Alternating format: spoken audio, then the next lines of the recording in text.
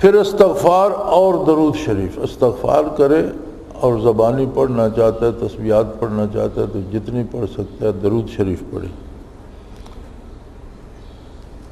درود شریف کے بارے ایک بات عرض کر دوں کہ ایک دفعہ ایک صحابی نے عرض کیا رسول اللہ صلی اللہ علیہ وسلم کی خدمت میں کہ یا رسول اللہ میں نے کچھ وقت مختص کر لیا ہے کاروبار سے جس میں صرف وظائف پڑھتا، تو اس میں نے کچھ کتاب، کچھ استغفار، کچھ کتاب اللہ، کچھ استغفار، کچھ مختلف وظیفے، تو جو ٹائم میں نے مختص کیا اس کا چوتھا حصہ میں صرف درود شریف پڑھتا. تو کیا یہ درست ہے؟ آپ صلی اللہ علیہ وسلم نے فرمایا اگر درود زیادہ کر لو تو اچھا ہے. انہوں نے عرض کی یا رسول اللہ آدھا وقت میں باقی وظائف پڑھوں گا، آدھا وقت درود شریف پڑھوں گا.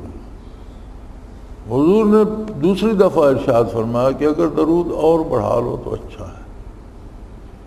اس نے کہا یا رسول اللہ ایک حصہ وقت کا جو ہے وہ باقی وظائف کو دوں گا، 3 حصے درود شریف پڑھوں. فرمایا اور بڑھا لو تو اچھا ہے. تو اس نے کہا یا رسول اللہ سارا وقت جو میں نے وظائف کے لیے مختص کیا ہے درود شریف ہی نہ پڑھتا رہوں.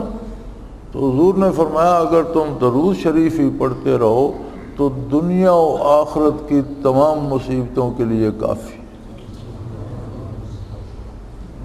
اس لیے ہمارے سلسلے میں تلاوت قرآن ضروری ہے، استغفار بھی بندے کے لیے ضروری ہے کہ روزانہ ایسی خطائیں بھی ہو جاتی ہیں جو ہم جانتے نہیں ہوتے، لہذا استغفار کم از کم ایک تسبیح ضرور پڑھی جانی چاہیے. اور بڑا آسان طریقہ ہے کہ ہر نماز کے ساتھ کم از کم 20 دفعہ استغفار کر لے تو 5 نمازوں میں 100 بار استغفار ہو جاتا ہے.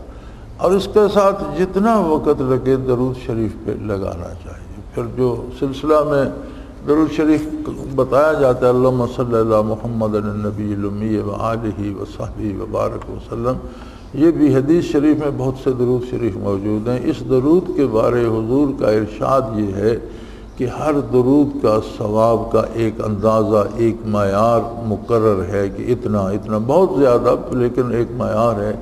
یہ درود جو ہے اس کا کوئی معیار انسانی علم میں نہیں، اس کا ثواب انسانی اندازوں سے زیادہ ہے. لہذا فرماتے ہیں ہمارے سلسلہ میں بڑا وظیفہ قرآن کریم ہے، پھر استغفار اور درود شریف. ہلکے ذکر میں صرف اللہ کا ذکر کرایا جاتا ہے، یا ہر مقام پر آیات قرآنی کا وظیفہ بتایا جاتا ہے. سیر کعبہ میں لبیک اور فنا فی الرسول میں درود شریف. باقی تمام مناظر سلوک میں اس میں اللہ کے سوا دوسرا ذکر نہیں بتایا جاتا. رفقا کو جمع کر کے توجہ کرنا، سانس کے ذریعے ذکر کرنا وغیرہ مقصود نہیں سمجھتا، بلکہ وسیلہ اور مقدمہ مقصود کا ہے. نہ خود خلیفہ بنانا دین، نہ خود ہلکا بنانا دین ہے، نہ توجہ کرنا ہی دین ہے، نہ صرف ناک سے سانس لینا ہی دین ہے. یہ مقدمات دین ہے. یعنی کوئی یہ جس طریقے سے ہم ذکر کرتے ہیں ہم یہ نہیں کہتے کہ جو اس طرح ذکر نہیں کرتا وہ مسلمان نہیں ہے یا یہ ذکر کرنا دین کا حصہ ہے. نہیں، یہ طریقے اور سلیقے ہیں. ایک سفر کرنا ہے، کوئی پیدل جاتا ہے، کوئی سائیکل پہ جاتا ہے، کسی کو گاڑی نصیب ہو جائے وہ گاڑی پہ چلا جاتا ہے. تو یہ پیدل جانا، سائیکل پہ جانا، گاڑی پہ جانا یہ ذرائع ہیں، مقدمہ ہے اس منزل تک پہنچنے کا. مقصد تو وہاں پہنچنا ہے، مقصد تو حصول رضائے باری اور صفائے باطن ہے. اب یہ طریقے جو ہیں یہ اس کے ذرائع ہیں. ہمارے سلسلے میں ان اوراد و وظائف کی قطعاً کوئی گنجائش نہیں جو سنت سے ثابت نہ ہو.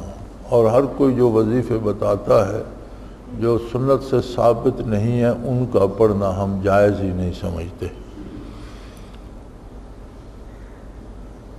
اور اگر کسی کو ہمارے اوراد و وظائف پر اعتراض ہو کہ یہ بدعت ہے تو پھر وہ ثبوت پیش کرے. اب یہ اسے بدعت ثابت کرنا تو اس کے ذمہ ہے. کتاب و سنت کی واضح تعلیمات ہمارے سامنے ہیں، انہی کو مشعل راہ اور مستر ہدایت اور معیار ہدایت سمجھتے ہیں.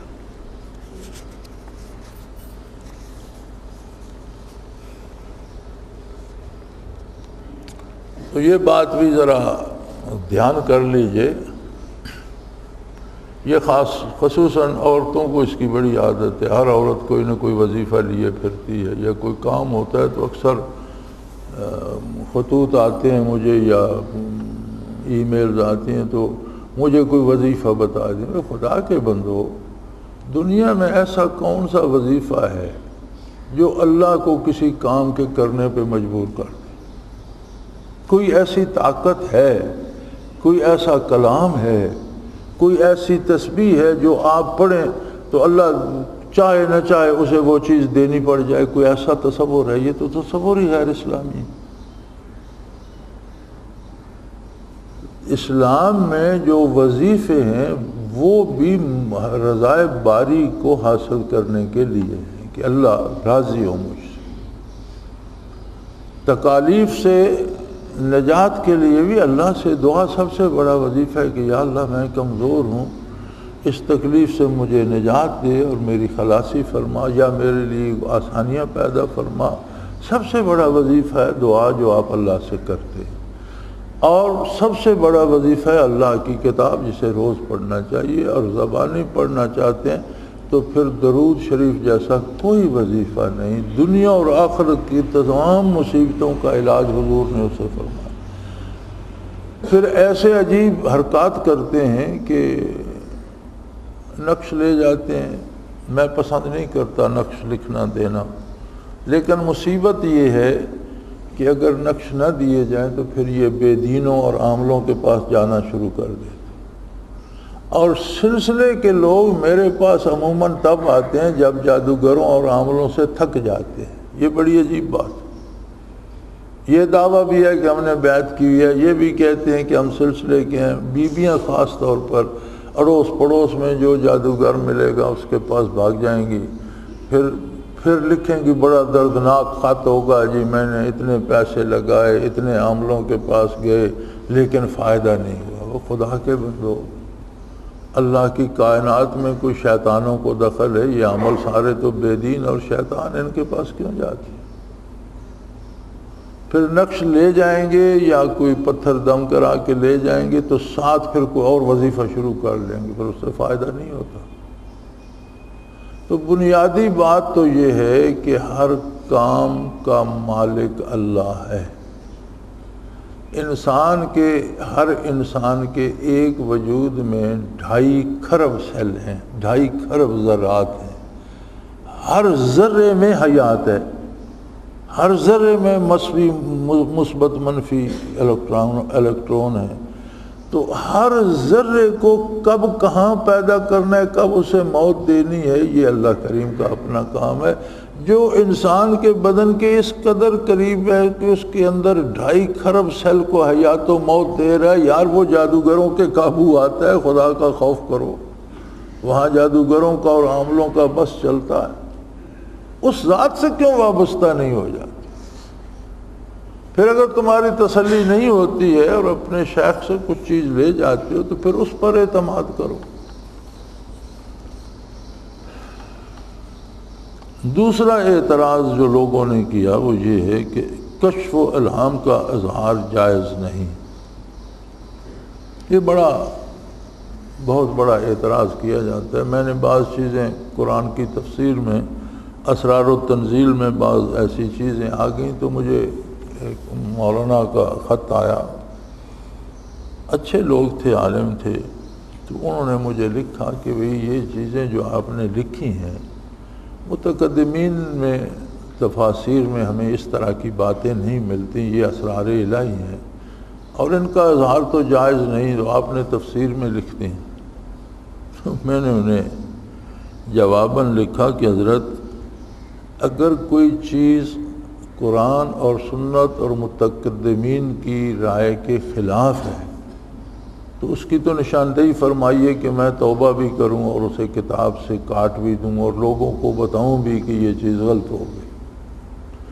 لیکن اگر چیزیں قرآن و سنت اور متقدمین کے بنائے ہوئے اصول کے مطابق ان کی تفصیل زیادہ ہو گئی ہے تو یہ تو اچھی بات ہے، لوگوں کو بات سمجھ آنی چاہیے.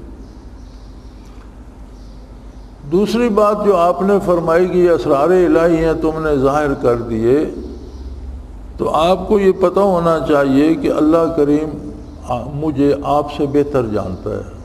اسے پتہ تھا کہ اس کو جو بات میں بتاؤں گا یہ آگے بتا دے گا، اس نے چھپانی ہوتی تو مجھے ہی نہ بتاتا۔ یہ تو اس کی حکمت ہے۔ اور تیسری بات میں نے کہا مولانا آپ سے کس نے کہا کہ میں نے اسرار ظاہر کر دیے؟ جن کو اسرار سمجھتے ہیں آپ، میں انہیں عام بات سمجھتا ہوں، اس لیے میں نے بیان کر دی۔ اسرار تو اللہ نے پتہ نہیں مجھے کتنے دیے ہوں گے جن کی ہوا بھی کسی کو نہیں لگتی۔ آپ کو کیسے پتہ ہے کہ میں نے اسرار الہی بیان کر دیا؟ اسرار الہی تو میرے سینے میں ہے اور ان کا امین ہوں میں، تو شاید آپ پر بیان کروں تو آپ برداشت بھی نہ کر سکیں۔ تو یہ چیزیں جو بیان ہوتی، یہ بڑا کہا جاتا ہے جی یہ کشف اور ان چیزوں کا اظہار جو ہے یہ جائز نہیں ہے۔ اور مولانا تھانوی رحمۃ اللہ علیہ کا ایک فقرہ کوٹ کیا جاتا ہے کہ نبوت کا اظہار واجب ہے اور ولایت کا استتار واجب ہے، یعنی نبوت کو ظاہر کرنا ضروری ہے اور ولایت کو چھپانا ضروری ہے۔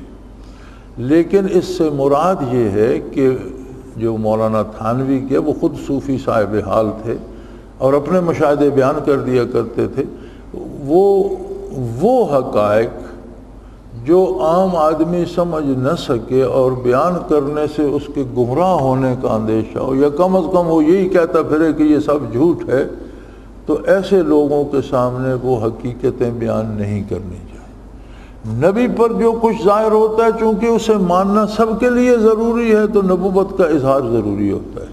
ولی کی ولایت کا ماننا کسی کے لیے ضروری نہیں، ولی پر ایمان لانا ضروری نہیں، اس کے کشف کو ماننا ضروری نہیں۔ تو جو اصول حضور نے دیا ہے کہ لوگوں کو ان کی سمجھ کے مطابق ان سے بات کرو، علی قدر عقولہم، جو بات وہ سمجھ سکیں وہ کرو، تو وہ ایک الگ بات ہے۔ اب بالکل ہی یہ نہ بتایا جائے تو یا تو پھر تصوف دین ہے تو دین کا بتانا ضروری ہے، اور اگر دین نہیں ہے تو پھر اسے کر کے کسی نے کیا کہا، پھر اسے چھوڑ دینا چاہیے۔ تو اس کا جواب حضرت نے کیا دیا یہاں دیکھتے ہیں۔ دوسرا اعتراض یہ ہے کہ اظہار کشف و الہام جائز نہیں۔ فرماتے ہیں یہ بات یوں ہی مشہور چکی ہے کہ امور کشفیہ کو ظاہر نہ کیا جائے، عوام تو کیا خاص تک اظہار کو حرام سمجھتے اور اس پر تنقید کرتے ہیں، مگر حقیقت یہ ہے کہ اول اظہار علم سلوک ضروری ہے بطور اظہار نعمت کے۔ پہلی بات تو یہ ہے کہ یہ اللہ کا انعام ہے، اور اما بنعمت ربک فحدث، اللہ کے انعامات کا اظہار ضروری ہے، یہ بھی شکر کا ایک طریقہ ہے۔ دوسرا یہ ہے کہ سلوک دین کا شعبہ ہے اور اظہار دین ضروری ہے، یہ دین کا حصہ ہے اور دین کا تو اظہار ضروری ہے۔ سوم یہ ہے کہ اظہار کی ضرورت انکار کے مقابلے میں ہوتی ہے، اگر انکار حد سے گزر چکا اور شعبہ دین کا انکار ہے اس لیے اظہار ضروری ہے۔ فرماتے ہیں اظہار کی ضرورت انکار کے مقابلے میں آتی ہے، اگر لوگوں نے اس شعبے کا انکار ہی کر دیا تو جتنی شدت سے انکار ہے اتنی شدت سے اظہار بھی ضروری ہوگا کہ جو طالب ہیں خواہش مند ہیں وہ اس منزل تک پہنچ سکے۔ تحدیث نعمت اور اظہار دین۔ تحدیث نعمت از روئے حکم باری تعالی ضروری ہے۔ صاحب تفسیر مظہری نے اما بنعمت ربک فحدث اس آیہ کریمہ کے تحت میں فرمایا کہ صوفیاء کرام کے اس اظہار پر تنقید نہ کی جائے، اور ارشاد الطالبین میں مذکور ہے کہ فمن انکر علی ہؤلاء الرجال فی مثل ھذا المقال فانہ انکر ھذا الآیہ، جس نے ان لوگوں کے ان ارشادات کا انکار کیا اس نے اس آیت کا انکار کیا، واما بنعمت ربک فحدث۔ اور مشکات باب اللباس، مشکات شریف میں جو لباس کا باب ہے اس میں اس قسم کی باتوں میں صوفیہ کا انکار کیا، گویا اس نے آیت قرآنی کا انکار کیا۔ اور بات مشکات باب اللباس فصل 2 میں حضرت عمر بن شعیب سے روایت ہے، قال رسول اللہ صلی اللہ علیہ وسلم ان اللہ یحب ان یرا اثر نعمتی علی عبدہ، حضور نے فرمایا کہ اللہ تعالیٰ پسند کرتا ہے کہ بندے پر اس کی جو نعمت ہے اس کا اظہار کیا جائے۔ یہ باب اللباس میں ہے۔ یہ خواہ مخواہ کے پرانے میلے کپڑے پہن لینا، پھٹی ہوئی ٹوپی پہن لینا، ایک سوٹا ہاتھ میں حلیہ بنا لینا اور لاکھوں روپے اندر رکھ لینا، یہ جائز نہیں ہے۔ اللہ تعالیٰ پسند فرماتا ہے کہ جس کی جتنی حیثیت ہے اس کا اس طرح کا لباس بھی ہو کہ اللہ کی نعمت کا اظہار ہے یہ بھی، اور یہ بھی ادائے شکر کا ایک طریقہ ہے۔ اور یہ ہمارے ہاں تو یہ رواج ہو گیا نا کہ ولی اللہ نہ کھاتا ہے نہ پیتا ہے نہ کپڑے پہنتا ہے نہ انسانوں سے ملتا ہے، وہ جنگلوں میں رہتے تو پھر اس کی ضرورت ولایت کی کیا ہے؟ جو انسانوں سے الگ کر دے، جنگلوں میں بھیج دے، تو اس کی ضرورت کیا ہے؟ ولایت کی ضرورت تو انسانوں کو ہے، تربیت کی ضرورت تو انسانوں کو ہے، اصلاح اور فائدے کی ضرورت تو انسانوں کو ہے۔ جنگلی جانوروں میں رہنا تو جانور بن جائے گا۔ اور علامات شرح مشکات شریف میں ہے، مشکات شرح ہے علامات، اس میں ہے عزیزہ معلوم شد کہ پوشیدہ کردن و نعمت و کتمان آن روا نیست، کہ اس بات سے معلوم ہوتا ہے کہ اللہ کی نعمتوں کا چھپانا جائز نہیں ہے۔ گویا موجب کفران نعمت است، یہ تو کفران نعمت کا سبب ہے۔ ہم چنی ہر نعمتیں کہ وہ تعالیٰ بر بندہ داد، یعنی جو نعمت اللہ تعالیٰ نے بندہ کو دی ہے، مثل علم و فضل باعث کے ظاہر، جیسے علم ہے کسی کے پاس، یا کسی کے پاس نور بصیرت ہے، یا کسی کے پاس ذکر و اذکار ہیں، تو وہ دوسروں پر ظاہر کرے تا مردم بشناسند و استفادہ نمائن، تاکہ لوگوں کو پتہ چلے اور وہ اس سے فائدہ حاصل کریں۔ وَمِصْدَاقِ مِمَّا رَزَقْنَاهُمْ يُنْفِقُونَ داخل شود، انہوں نے دوسری آیت کا حوالہ دیا ہے کہ جو قرآن میں آتا ہے مما رزقناہم ینفقون، سورہ بقرہ میں شروع میں آتا ہے کہ میں جو رزق انہیں عطا کرتا ہوں اس سے میری راہ میں خرچ بھی کرتے ہیں۔ تو فرمایا اظہار نعمت بھی اس ضمن میں آئے گا کہ لوگوں کو پتہ چلے گا کہ اس کے پاس اللہ کی یہ نعمت ہے، اور تب وہ اس سے حاصل کریں گے۔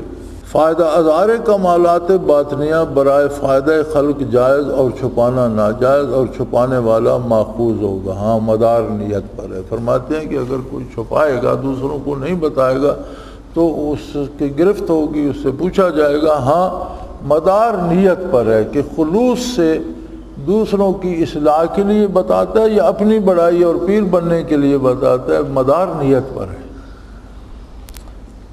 وَلِذَلِكَ جَوَّزَ لِلْخَامِلِ أَنْ يُعِينَ نَفْسَهُ حَتَّى يُعْرَفَ فَيَقْبِسَ مِنْهُ لَمْ يَكُنْ مِنْ بَابِ التَّزْكِيَةِ، اس وجہ سے گمنام آدمی کے لیے جائز ہے کہ اپنے آپ کو ظاہر کرے کہ لوگ اس کو پہچان کر اس سے فائدہ اٹھائیں، تو اس کا اپنے اوصاف بیان کرنا فخر میں داخل نہ ہوگا۔ یعنی اگر اس لیے بیان کرتا ہے اس نعمت کو کہ دوسروں کو پتہ چلے اور وہ بھی حاصل کریں، تو پھر یہ فخر میں داخل نہ ہوگا۔ اگر یہ نیت نہیں ہے، اپنی بڑائی کی نیت ہے، تو پھر فخر میں داخل ہو جائے گا۔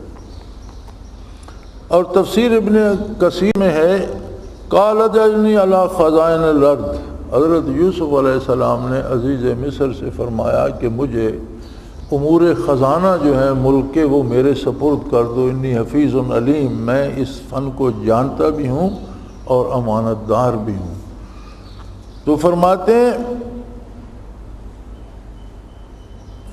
کہ حضرت یوسف علیہ السلام کا یہ فرمانا کہ مجھے خزانوں پر معمور کر دے، اپنی مدح کا بیان کرنا، اور آدمی کے لیے ایسا اظہار مدح جائز ہے جب لوگوں کو ضرورت اور اس کا کمال پوشیدہ ہو۔ اب عزیز مصر تو انہیں ایک قیدی سمجھتا تھا، ان کا کمال نہیں سمجھتا تھا، تو انہوں نے فرمایا کہ مجھے خزانے اور ملکی خزانے کی جو امور یا وزارت خزانہ جسے آج کل کہا جاتا ہے وہ میرے سپرد کر دو کہ میں اس فن کو جانتا بھی ہوں اور امانت دار بھی ہوں۔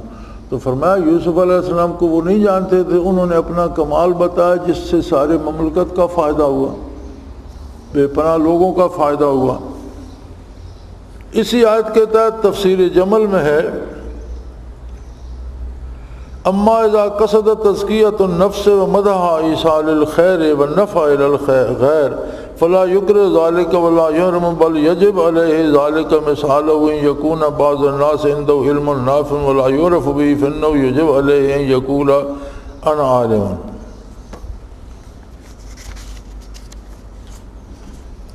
کوئی شخص اپنی تعریف محض لوگوں کو فائدہ پہنچانے کی غرض سے کرتا ہے تو یہ نہ مکروہ ہے نہ حرام، یعنی مقصد یہ ہو کہ لوگوں کو پتہ چلے کہ اس کے پاس یہ دولت ہے اور وہ فائدہ حاصل کریں، تو نہ یہ مکروہ ہے نہ حرام ہے، بلکہ اس کا اظہار واجب ہے، ضروری ہے کہ لوگوں کو بتائے۔ مثلا ایک آدمی کے پاس علم ہے اور نافع علم ہے اور لوگوں کو واقفیت نہیں، تو اس پر واجب ہے کہ یہ بتائے کہ میں اس علم کا عالم ہوں۔ عدم اظہار مشروط بشرط ہے، یعنی اظہار نہ کرنا کچھ شرائط سے مشروط ہے، اس کے لیے کچھ شرائط ہیں۔ جو شخص اظہار میں فخر سمجھتا ہو یا اظہار سے ایسا فائدہ اٹھانا چاہتا ہو جو شرعاً حلال نہیں، تو اس کا اظہار ریا، خود نمائی اور فخر میں داخل ہوگا، یہ ناجائز ہے۔ یعنی دو چیزیں، ایک تو اظہار سے اپنی بڑائی مقصد ہو، یا پھر لوگوں سے پیسہ لینا یا اپنی بات منوانا یا کوئی ایسا فائدہ حاصل کرنا مقصد ہو جو شرعاً جائز نہیں ہے، تو پھر اظہار جائز نہیں ہوگا۔ ومن هذا يؤخذ الامر بكتمان النعمة متى يوجد ويظهر كما روى في الحديث استعينوا على قضاء الحوائج بكتمانها فإن كل ذي نعمة معصود۔ اس سے معلوم ہوا کہ نعمت کا اس وقت تک کتمان یعنی چھپانا ضروری ہے جب تک وہ ظاہر ہو کر وجود میں نہ آ جائے، جیسے کہ حدیث میں ہے اپنی حاجتوں کی امداد انہیں پورا ہونے تک پوشیدہ رکھ کو کرو، کیونکہ ہر صاحب نعمت معصود ہوتا ہے۔ یعنی اللہ تعالیٰ جب کسی بندے پر انعام کرنا چاہتا ہے، اس کو بذریعہ کشف و الہام مطلع فرما دے، تو جب تک وہ انعام حاصل نہ ہو جائے اس کا اظہار نہ کرے۔ یہ بڑی عجیب بات ہے کہ بعض چیزیں کشفاً سمجھ آ جاتی ہیں، لیکن اگر ان کا اظہار کر دیا جائے تو بعض اوقات من جانب اللہ روک دیا جاتا ہے۔ تو یہ بھی ایک شرط ہے اظہار نہ کرنے کی کہ جس کی اس چیز کی سمجھ آئی ہے اسے مکمل ہونے دو، پھر بتا دینا کہ اللہ نے مجھے پہلے بتا دیا تھا، لیکن جب تک اللہ کریم اس کی تکمیل نہیں فرماتے تم اپنے آپ کو بڑا آدمی بنا کر یہ نہ کرو کہ اللہ ایسا کرنے والے، وہ قادر ہے، وہ روک دے گا، تمہاری بات غلط ہو جائے گی۔ اور پھر فرماتے ہیں کہ جس کے پاس جتنی بڑی نعمت اور دولت ہوتی ہے اس کے حاصل بھی اتنے زیادہ ہوتے ہیں، تو حاسدین سے بچنے کے لیے بھی نعمتوں کے اظہار میں احتیاط کرنی چاہیے۔ یعنی وہ شرائط ہیں جو نعمت کے اظہار سے روکتی ہیں۔ جس پر انعام زیادہ ہوگا اس کے حاسد بھی اسی نسبت سے ہوں گے۔ دوسرا، رموز جو اللہ تعالیٰ اور ولی کے درمیان خاص ہیں، ان کے لیے اظہار سے مخلوق کو فائدہ نہیں، بلکہ مخلوق فتنہ میں مبتلا ہوگی، اور مخلوق فتنہ تو ان کا اظہار صحیح نہیں، ان امور کو ظاہر نہ کرے تاکہ صاحب اسرار بن جائے۔ میں پہلے یہ عرض کر چکا ہوں کہ بعض امور خاص اس بندے کے لیے ہوتے ہیں جو اللہ اور بندے کے درمیان ہوتے ہیں، اور ہر آدمی کی سمجھ کی استعداد ایک سطح کی نہیں ہوتی، دوسرے کو بتایا جائے تو وہ سمجھ نہیں سکتا، ہضم نہیں کر سکتا۔ تو ایسی باتیں جو خاص اس کے لیے ہوں اور دوسرے نہ سمجھ سکتے ہوں، بلکہ اظہار کرنے سے ان کا فتنے میں مبتلا ہونے کا اندیشہ ہو، ان باتوں کا اظہار نہ کیا جائے۔ حقیقت یہ ہے کہ کمال کسی قسم اور کسی درجے کا ظاہر ہو کر ہی رہتا ہے، لیکن حق یہ ہے کہ یہ چیزیں چھپتی نہیں ہیں، از خود بھی ظاہر ہو کر رہتی ہیں۔ مگر اظہار نہ ہو تو حق و باطل میں تمیز کیسے ہو؟ اگر بات نہ کی جائے، بتایا نہ جائے، تو سچ اور جھوٹ کا فرق کون سمجھے گا؟ صوفیہ، حقیقی صوفیہ اور بے معنی مدعیان تصوف میں فرق کیوں کرو گا؟ کس طرح پتہ چلے گا کہ حقیقی صوفی کون ہے اور کون محض تصوف کا دعویٰ کر کے چندے جمع کر رہا ہے؟ اس کا فرق کیسے معلوم ہوگا اگر اظہار نہ کیا جائے تو؟ اور لوگوں کو کیسے معلوم ہو کہ صحیح اسلامی تصوف کیا ہے؟ عوام کی تو یہ حالت ہے کہ ہر دیوانے کو مجذوب سمجھ لے کے تیار ہیں، اور مدعیان تصوف میں جسے چاہیں قطب زمان سمجھ لیتے ہیں۔ اب یہ غوث قطب تو عام ہو گئے ہیں اور لوگوں میں یہ تمیز بھی نہیں ہے۔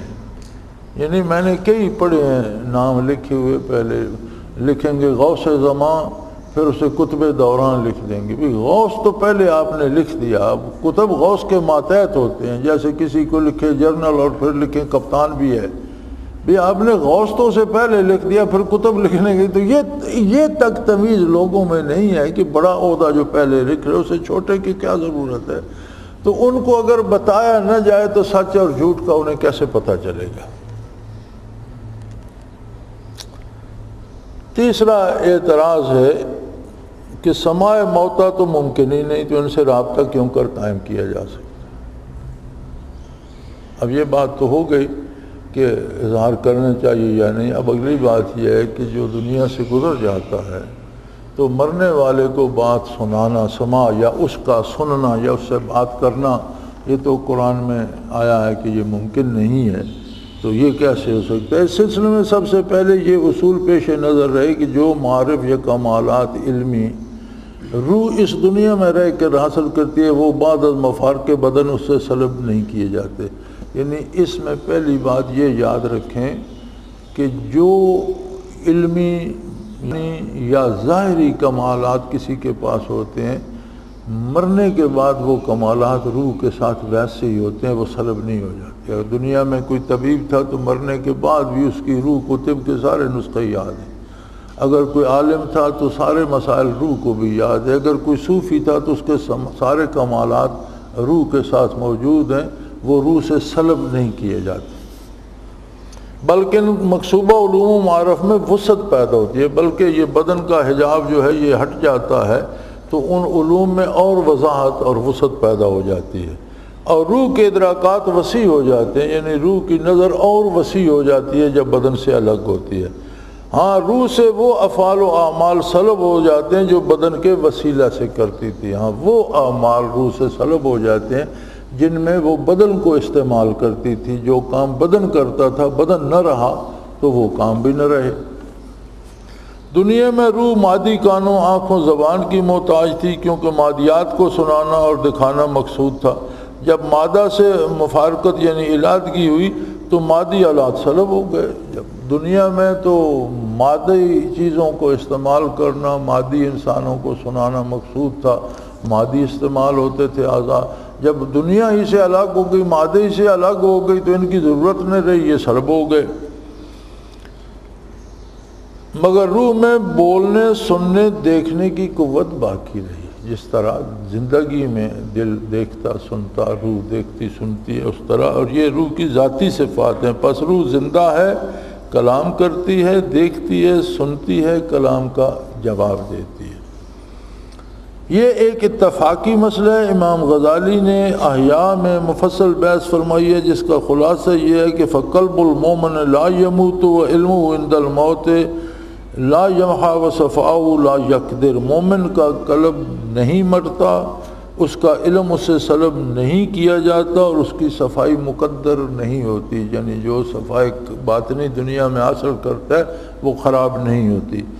دوسرا یہ بات کہ سماع موت کا مسئلہ کشف سے تعلق رکھتا ہے،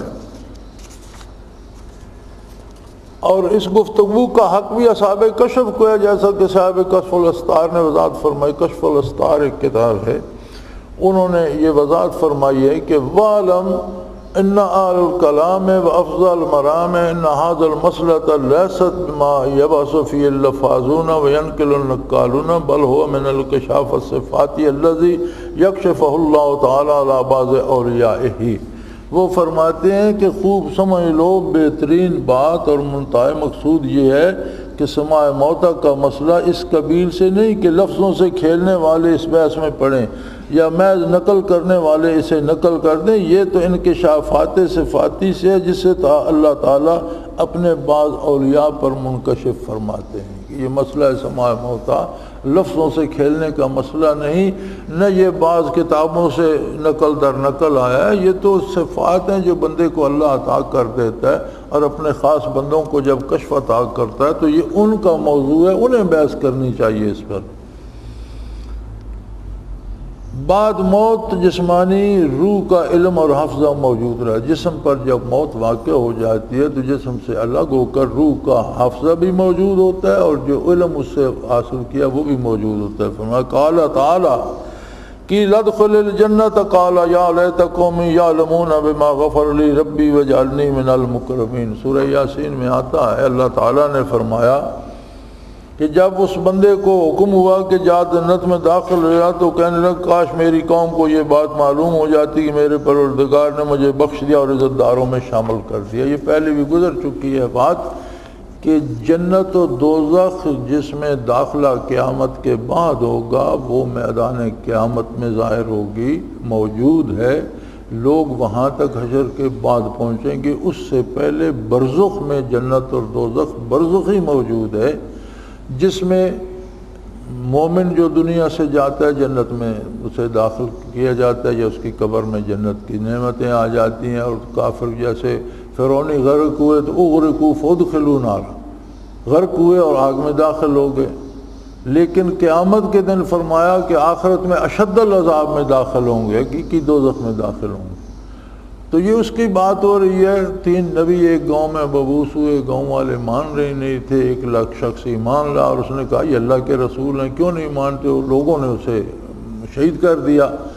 تو قرآن کریم میں اس کا ذکر ہے کہ جیسے قتل ہوا تو اللہ نے اسے جنت میں داخل کر دیا۔ تو اس نے کہا، یہ قرآن کی آیت ہے، ویس کا کہنے لگا وکیل ادخل الجنہ، اللہ نے جب وہ قتل ہوا اس کی روح بارگاہ الہی میں گئی تو اللہ نے اسے کہا جنت میں داخل ہو جاؤ۔ تو وہ کہنے لگا یا لیت قومی یعلمون بما غفر لی، کاش میری قوم کو پتہ چل جائے کہ اللہ نے مجھے بخش دیا ہے اور مجھے بڑے معزز لوگوں میں شامل کر دیا۔ تو حضرت فرماتے ہیں اس سے معلوم ہوا کہ قوم نے جو سلوک اس مرد مومن کے ساتھ کیا تھا اسے یاد تھا، مرنے کے بعد روح کو وہ سلوک بھی یاد تھا، اور اس نے یہ بات اظہار افسوس کے تو اسے یاد تھا کہ انہوں نے مجھے قتل کر دیا، اور اسی کا دکھ اس نے کیا، کاش انہیں پتہ چل جائے کہ تم نے تو مجھے قتل کر دیا ناراض ہو کر، لیکن میں شہید ہو گیا اور اللہ نے مجھے جنت میں داخل کر دیا۔ تو اسے دکھ ہو، کاش انہیں اس بات کا پتہ چل جائے تو وہ بھی انبیاء کی اطاعت کر لیں۔ روح سنتی بھی ہے۔ وَإِذْ قَالَ إِبْرَاهِيمُ رَبِّ أَرِنِي كَيْفَ تُحْيِي الْمَوْتَى، روح کیسے سنتی ہے؟ فرمایا روح تو جسم لطیف ہے، مادی جسم کے ذرات بھی سنتے ہیں۔ جیسے ابراہیم علیہ السلام نے عرض کی کہ یا اللہ مجھے وہ منظر دکھا دے، تو مردوں کو کس طرح زندہ کرے گا؟ پوچھا گیا علم تو میں آپ کو یقین ہے؟ قالوا بلا، بالکل یقین ہے یا اللہ، میرا ایمان ہے، تو زندہ کر۔ میں وہ کیفیت دیکھنا چاہتا ہوں کہ کس طرح زندے ہوں گے۔ تو حکم ہوا خذ اربعۃ من الطیر، 4 پرندے لے لو مختلف نسلوں کے، جیسے بطخ، مرغا، کوا کو، اور 4 پرندے لے لو اور ان 4 کو فصرہن الیک، پھر انہیں اچھی طرح اپنے ساتھ ہلا لو، انہیں دانہ دن کا ڈالو، انہیں پالو، جب تکڑے ہو جائیں تو ان کو ذبح کر کے ان کو کوٹ کاٹ کے سارے ان کے گوشت مکس کر دو، سارے 4 کا مکس کر کے پھر تھوڑا تھوڑا مختلف پہاڑوں پر پھینک دو۔ فصرہن ثم اجعل علی کل جبل منہن جزءا، پھر تمام پہاڑیوں پر اس کو مکس کر کے تھوڑا تھوڑے گوشت کے پروں کے پر کھال گوشت کوٹ کاٹ کر ایک کر دو، پھر تھوڑا تھوڑا پہاڑوں پر پھینک دو۔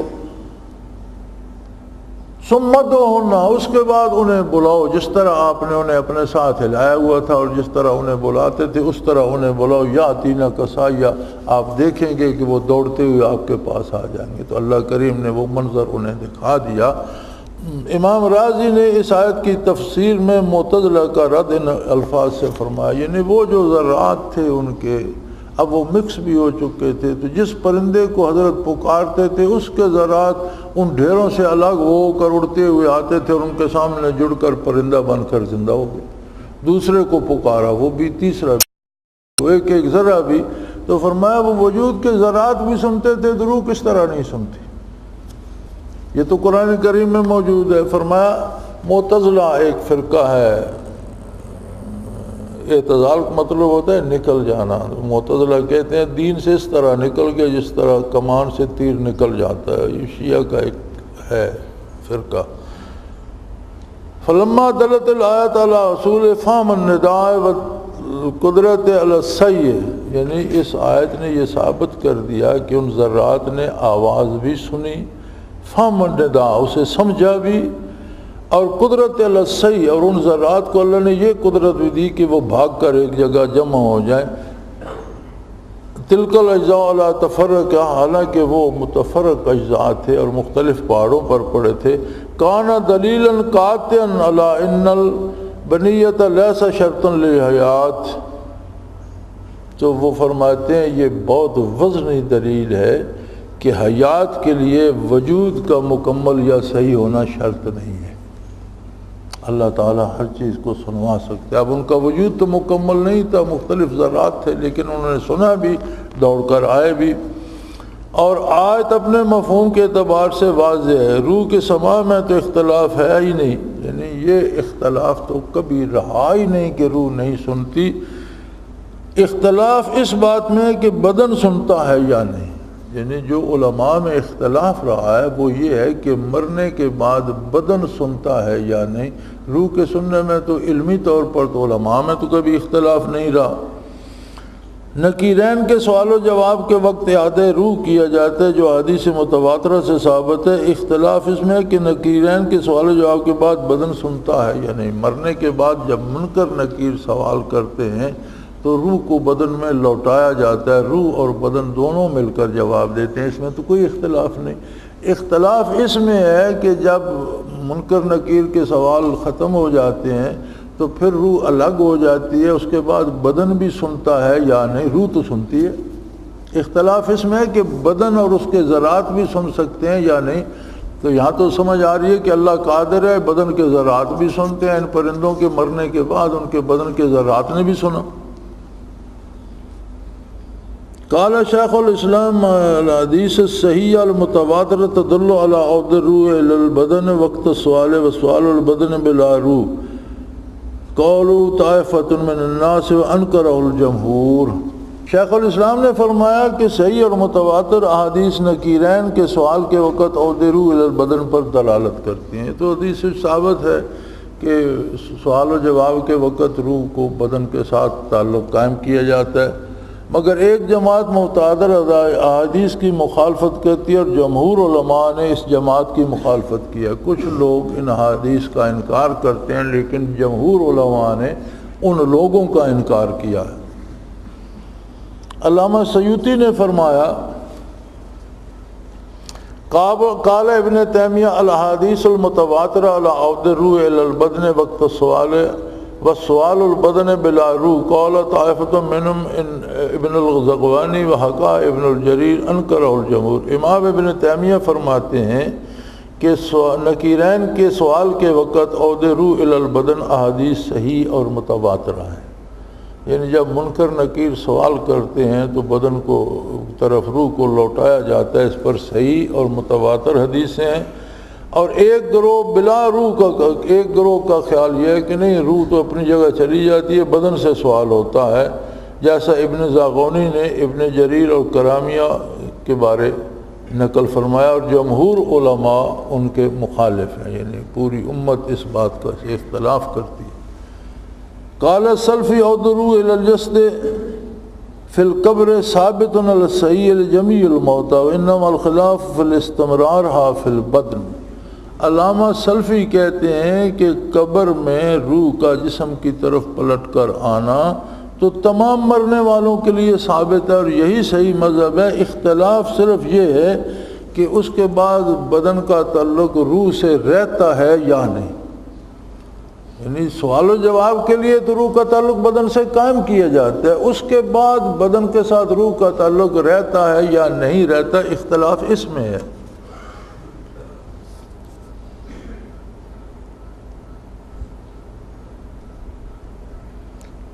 وسئل عن المیت سئل هل یقظ ام سئل وهو اقل فاجاب یقظ، وسئل عن الروح هل تلبس الجثة كما كانت قال نعم ولكن خاطر الخبر انها تنحل في نصف الآن۔ شیخ الاسلام علامہ ابن حجر سے سوال کیا گیا کہ وقت سوال و جواب میت کو قبر میں بٹھایا جاتا ہے یا حالت فراش میں لیٹے ہوئے ہی سوال جواب ہوتا ہے، تو انہوں نے جواب دیا بٹھایا جاتا ہے۔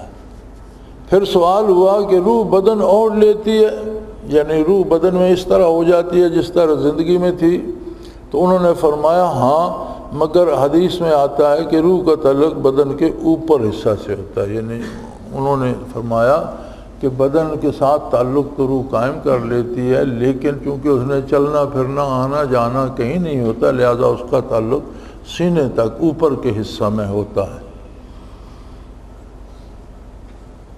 پھر چند سطور کے بعد فرمایا وَهِيَ لَا تَزَالُ مُتَعَلِّقَةً بِهِ وَإِنَّ بَلَا وَإِن تَمَزَّقَ وَتَقَسَّمَ وَتَفَرَّقَ، اور یہ تعلق روح کا بدن سے ہمیشہ رہتا ہے، ایک تعلق بدن کا، بدن کے ساتھ روح کا، ہمیشہ اور ہر حال میں رہتا ہے، اگرچہ جسم ریزہ ریزہ چورا چورا ہو جائے، مٹی ہو جائے، خاک ہو جائے، جہاں وہ اجزاء بدن ہوں گے روح کا تعلق ان کے ساتھ قائم رہتا ہے۔ اور روح کا تعلق جسم کے بالائی حصہ، کیونکہ قلب بالائی حصہ میں اور سمجھنے کا آلہ ہے، سوال و جواب میں اس کا شمولیت ہوتی ہے۔ اگلی سرخی ہے کہ قبر میں انبیاء کے جسم کا تعلق روح سے دائمی ہوتا ہے۔ جہاں تک انبیاء کا سوال ہے تو انبیاء کی ارواح مبارکہ ہمیشہ ان کے وجود اطہر میں ہی رہتی ہیں۔ فجاء ابو بکر فکشف رسول اللہ صلی اللہ علیہ وسلم فقبلہ، حضور کے وصال کے بعد ابو بکر حاضر ہوئے، تشریف لائے اور چہرہ اقدس سے کپڑا ہٹایا، فقبلہ اور بوسہ دیا حضور اکرم صلی اللہ علیہ وسلم کی پیشانی، فقبلہ حضور کو بوسہ دیا اور عرض کیا بے ابی انت و امی طبت حیا و میتا، اور عرض کیا کہ یا رسول اللہ آپ زندگی میں بھی اور موت میں بھی ہمیشہ پاکیزہ رہے، میرے ماں باپ آپ پر قربان ہوں، آپ ہمیشہ پاکیزہ ہی رہے، دنیاوی زندگی میں بھی اور اس کے بعد بھی۔ اور پھر فرمایا واللہ الذی نفسی بیدی لا یذیکک اللہ موتتین، اس اللہ کی قسم جس کی قبضہ میں قدرت میں میری جان ہے، اللہ آپ کو دو موتیں نہیں دے گا، یعنی دنیا سے جانے کے بعد روح اثر بدن سے الگ نہیں ہوگی، دوسری موت نہیں ہوگی۔ اس کی شرح میں علامہ ابن حجر فرماتے ہیں احسن من هذا الجواب ان يقال ان حیاته في القبر لا يعقبها موتا بل يستمر حيا والانبياء احياء في قبورهم۔ اس کی شرح میں ابن حجر فرماتے ہیں کہ آسن جواب یہ ہے کہ کہا جائے قبر مبارک میں حضور کی زندگی دائمی ہے جس کے بعد موت نہیں، اور انبیاء قبروں میں زندہ ہوتے ہیں۔